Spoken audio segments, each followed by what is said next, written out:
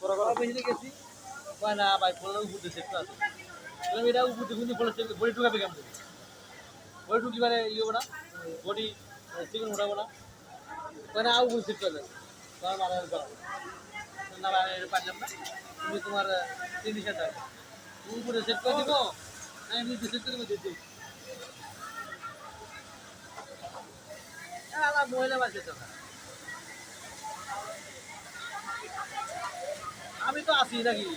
কেমনি করা লাগে করবো